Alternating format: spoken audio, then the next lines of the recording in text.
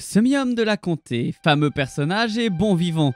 Aujourd'hui, reparlons enfin des hobbits, après plusieurs années. Les hobbits mesuraient entre 3 et 4 pieds, la taille moyenne étant de 3 pieds 6 pouces avec des jambes courtes, des oreilles légèrement pointues et des pieds couverts d'une fourrure, ce qui fait que la plupart ne portent jamais de chaussures. Par rapport aux nains, ils sont un peu plus courts et moins robustes ou trapus.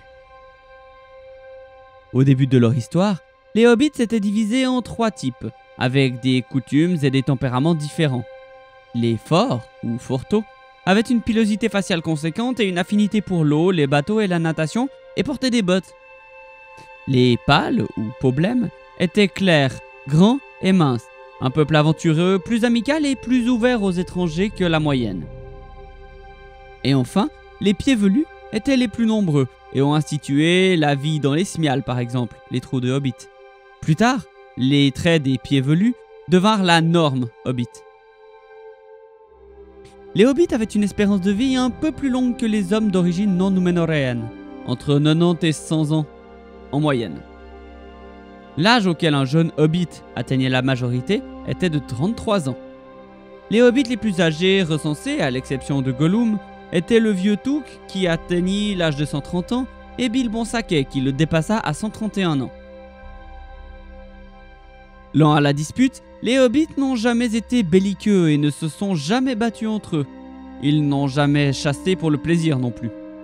À la fin du troisième âge, les hobbits de la comté ne connaissaient les armes que comme des trophées ou des bibelots inutiles, des matomes en fait. Cependant, ils étaient habiles avec toutes sortes d'outils, ainsi qu'avec les armes lorsqu'il y avait un besoin pressant. Ils avaient l'œil vif et tiraient bien à l'arc, ainsi que les pierres lancées avec succès contre les bêtes intrusives. Tout au long de leur histoire, les hobbits ont fait preuve d'une habileté et d'un courage et d'une endurance et d'une résistance sans pareille dans les moments de dangers et de terreur.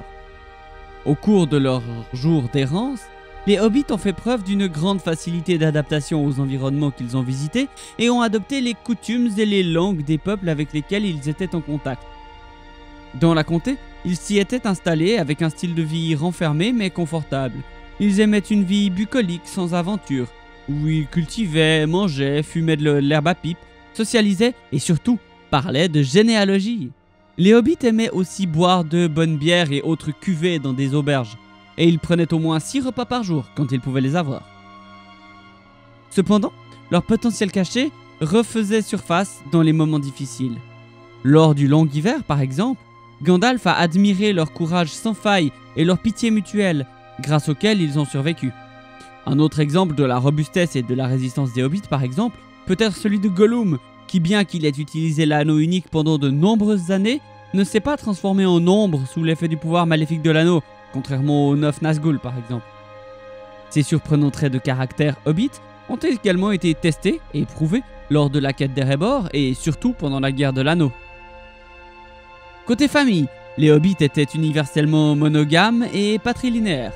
Les noms de famille descendent dans la lignée masculine et normalement le chef de famille titulaire était l'homme le plus âgé.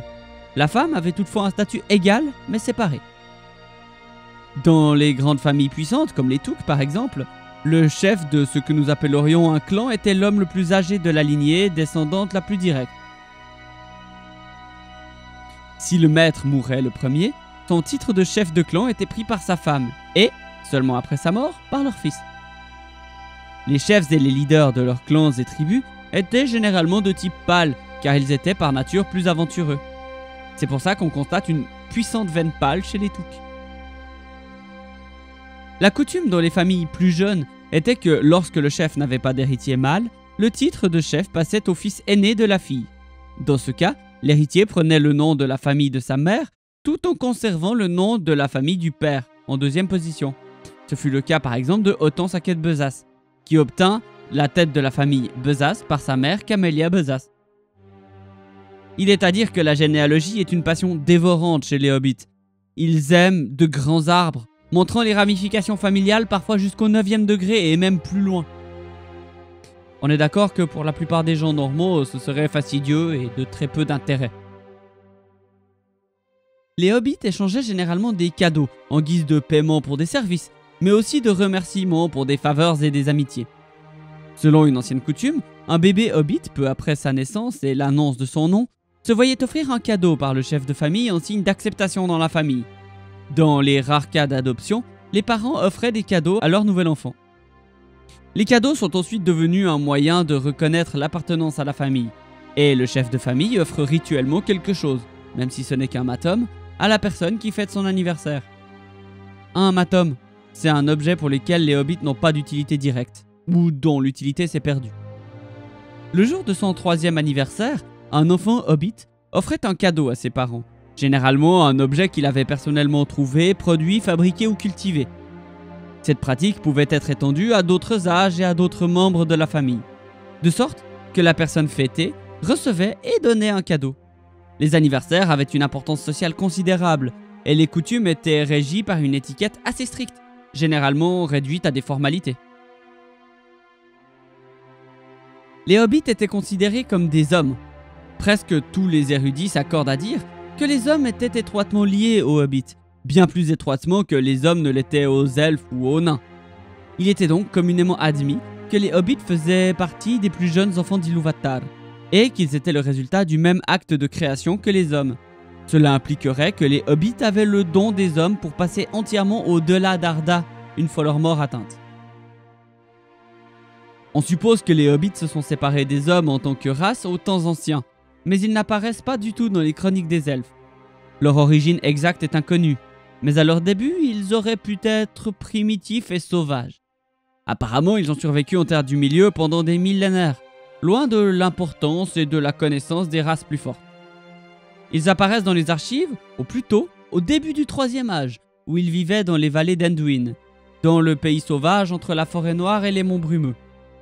Ils ont oublié les détails généalogiques de leur relation avec le reste de l'humanité à ce moment-là, très probablement.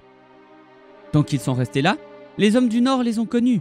Leurs descendants, les Rohirrim, avaient ce souvenir des Olbitlan, et ils sont restés un peuple de légende jusqu'à ce qu'ils se rencontrent pendant la guerre de l'anneau. De nombreux mots et noms anciens en langue hobbit sont des équivalents de mots en Rohirrim, à tel point que même une personne sans formation linguistique est capable de faire la relation. Meriadoc Brandebouc écrira plus tard, après la guerre de l'anneau, un livre entier consacré à cette relation. Anciens noms et mots de la comté. Bien que situés dans la vallée de l'Anduin, les hobbits vivaient à proximité des hommes du Nord, comme je le disais juste avant. Vers le début du 3e âge, ils furent inquiets à cause du nombre croissant d'étrangers venus de l'Est qui passaient par la forêt et harcelaient les hommes du Nord, et sans doute qu'ils sentaient aussi l'ombre grandissante de Dol Guldur. Ils entreprirent alors la tâche ardue de traverser les monts brumeux, commençant ainsi leur jour d'errant. Certains des Forteaux, cependant, se retournèrent à cet endroit, et de ce peuple viendra alors Gollum, bien des années plus tard. Les hobbits prirent différentes routes dans leur voyage vers l'ouest, et finirent par atteindre une terre située entre la rivière Baranduin, qu'ils rebaptisèrent Brandevin, et les collines du Temps. En chemin, ils fondèrent de nombreuses colonies dont la plupart disparurent et furent oubliées, dont une par exemple non loin de Tarbad. Et les divisions entre les différents types de hobbits commencèrent à s'estomper. Seuls Bree et quelques villages environnants subsistèrent jusqu'à la fin du 3e âge. En l'an 1601 du 3e âge, les deux frères Pâle, Marco et Blanco, décidèrent de traverser la rivière Brandevin et de s'installer sur l'autre rive. Un grand nombre de hobbits les suivirent et la plupart de leur ancien territoire fut dépeuplé. La nouvelle terre qu'ils trouvèrent sur la rive ouest du Brandevin s'appela alors la Comté. Les hobbits sont devenus célèbres et ont fait partie intégrante de l'histoire au cours de la quête d'Erebor. Bilbo était le premier hobbit fameux. Et plus tard, pendant la guerre de l'anneau, Frodon, Sam, Merry et Pippin furent des noms très connus. Au cours des âges ultérieurs, leur nombre a diminué, et bien qu'ils s'attardent encore dans le nord-ouest de l'Ancien Monde, on les voit rarement. Ils évitent le grand peuple avec consternation, utilisant leur art de la disparition et de la dissimulation. Voici qui met à jour de manière un peu plus correcte mon ancien épisode sur les hobbits. J'espère qu'il vous aura plu et qu'il aura pu vous apprendre quelque chose par rapport à l'ancien. Si c'est le cas, n'hésitez pas à le partager, car toutes les informations lore sont assez importantes pour bien comprendre la série des Anneaux de Pouvoir aussi insignifiantes que puissent être ces informations. Alors merci encore à tout le monde de me suivre. N'hésitez pas à follow ou autre, à venir me retrouver sur Twitch. Et à très bientôt en Terre du Milieu. Ciao!